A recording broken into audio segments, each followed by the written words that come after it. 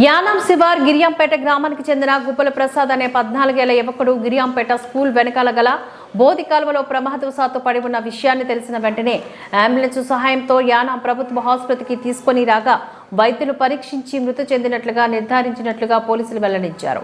ఆసుపత్రిలో మృతదేహాలు భద్రపరిచేందుకు ఫ్రీజర్లు లేకపోవడంతో బంధువులతో ఐస్కెన్ను తెచ్చుకొని భద్రపరచుకోవడంతో నిర్లక్ష్యంగా చెప్పడంతో మృతును బంధువులు యువత ఆసుపత్రి గేటు వద్ద నిరసన వ్యక్తం చేశారు. డిడి రవిశంకర్ తీరు వల్లే ఆసుపత్రి పనితీరు కుంటుపడిందంటూ ఆవేదన వ్యక్తం చేశారు. గత 20 సంవత్సరాలుగా అరకొర సౌకర్యాలతోనే నెట్టకొస్తున్నారని యువత తెలియజేశారు. ఉన్నతాధికారులు వెంటనే స్పందించి యానం ప్రజల ఆరోగ్యం పట్ల జాగ్రత్తలు తీసుకోవాలంటూ డిమాండ్ చేశారు. ఎస్పీ రంగ ప్రవేశంతో కథ సుఖాంతమైంది. ఎస్ఐ మురుగానందన్ కేసు నమోదు చేసి దర్యాప్తు చేపట్టారు.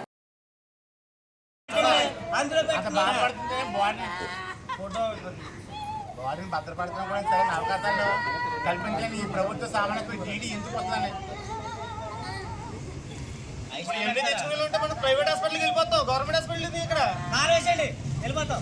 ఇక్కడ ఏం బాగుంటుంది, ఇక్కడ ఏ వైద్యులు పనికిరాని వాళ్ళు. హాస్పిటల్ అధికారులు నిర్లక్ష్యం, హాస్పిటల్ అధికారులు నిర్లక్ష్యం, హాస్పిటల్ అధికారులు నిర్లక్ష్యం, హాస్పిటల్ అధికారులు నిర్లక్ష్యం. డీడీని సస్పెండ్ చేయాలి, డీడీని సస్పెండ్ చేయాలి, డీడీని సస్పెండ్ చేయాలి, డీడీని సస్పెండ్ చేయాలి. డీడీ గారు బయటికి రావాలి, రావాలి.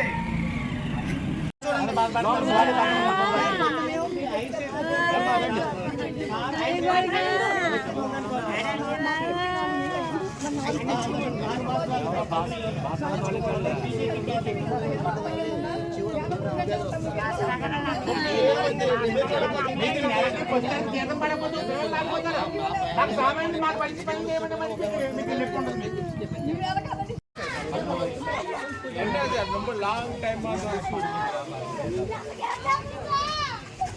நீ எப்போன்னு சொல்லுங்க. அவங்க ரொம்ப நாளா ஒரு வருஷம்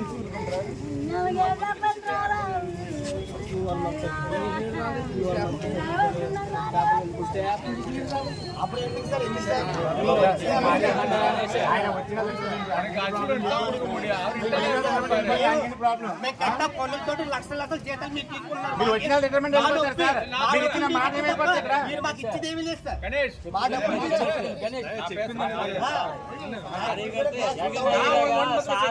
రాగానే ఇది ఇమిడియట్ యాక్షన్ చేసుకుంటారు.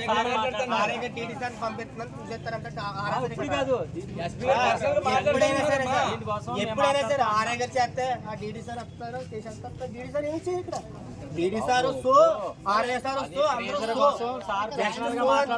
చూపిస్తారంతే. ఈ ఆడపిల్లలకి చేసింది గవర్నమెంట్ ఎన్ని రోజులు మీరు ఏర్పాటు చేయగలరు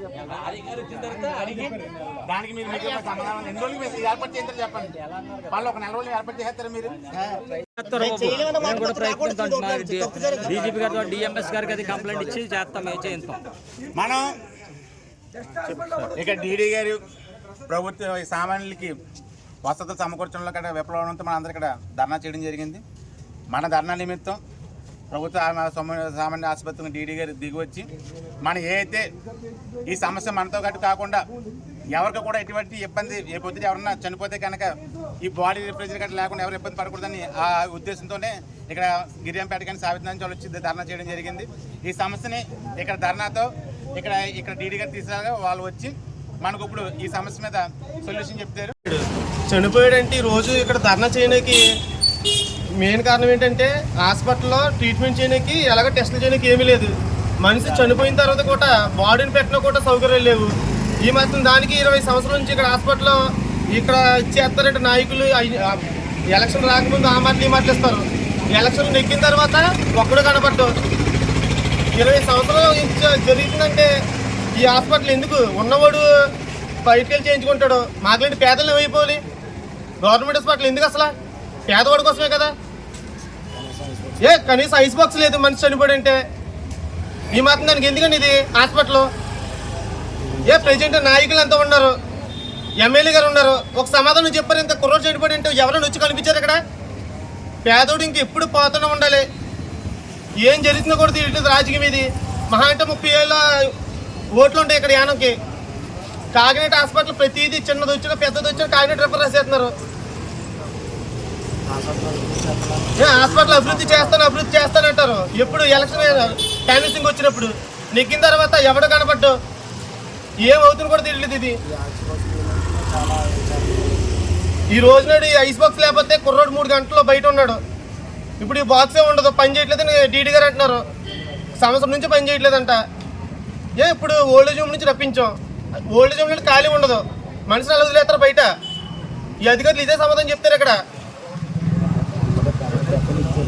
ఇప్పుడు ఇక్కడ ధర్నా చేయడం వల్ల ఇంతమంది వచ్చారు. ఇలా ధర్నా చేస్తూనే వస్తారా? గవర్నమెంట్ ఏం చేస్తుంది ఇక్కడ? ఎమ్మెల్యే గారు ఏం చేస్తారు అసలు ఇక్కడ? ఈ హాస్పిటల్ విషయంలో మరి నాయకులు విఫలం అయ్యారు.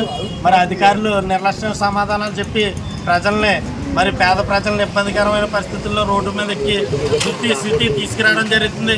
మరి అట్నే తక్షణం దీన్ని పై దృష్టికి తీసుకెళ్లి అధికారుల దృష్టికి తీసుకెళ్లి మరి హాస్పిటల్లో మినిమం సదుపాయాలు కలిగించేలాగా పేద ప్రజలకి ఒక ఇబ్బందులు లేని ఒక ఐస్ బాక్స్ కానీ బ్లడ్ టెస్టులు కానీ ఇటువంటి చిన్న విషయాలు కూడా హాస్పిటల్లో లేనందుకు చాలా విచారం వ్యక్తం చేస్తాం. ప్రజలందరూ కలిసి బాధ వ్యక్తం చేస్తాం. మరి త్వరలోనే దీన్ని అధికారులు చర్యలు తీసుకుంటున్నారని మనస్ఫూర్తిగా కోరుకుంటున్నాం. మరి సెలవు తీసుకుంటాం. మేము మా ప్రయత్నం మేము చేస్తున్నాం, మాహిర్ పంపిస్తున్నాము.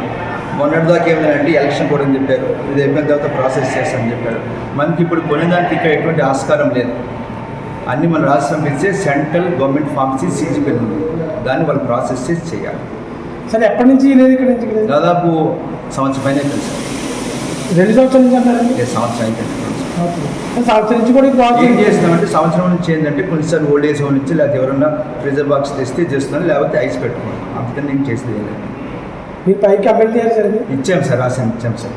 మీరు ఒక హాఫ్ అన్ అవర్ వస్తే అన్ని ఇస్తారు. ఆ లెటర్స్ అన్నీ ఎప్పుడు పంపించాలి ఇస్తాను. ఎందుకంటే మీకు అందరికీ తెలుసు మాకు యానం లేని చేసేది పరిస్థితి ఏంటి. తర్వాత సస్పెండ్ చేయండి. ఆల్రెడీ నేను 2 సార్లు నాకు వద్దు ప్రభావం రాసిచ్చా. ఇక్కడికి ఎవరు రాకపోతే నా నెత్తిని పెట్టారు, ఎందుకంటే నేను తులు మాట్లాడు కాబట్టి. అందుకని నేను నన్ను సస్పెండ్ చేసి దయచేసి ఆ ప్రజలందరూ నాకు న్యాయం చేయని నేను కోరుకుంటాను. నాకు న్యాయం చేయమని. సరేనా? Thank you.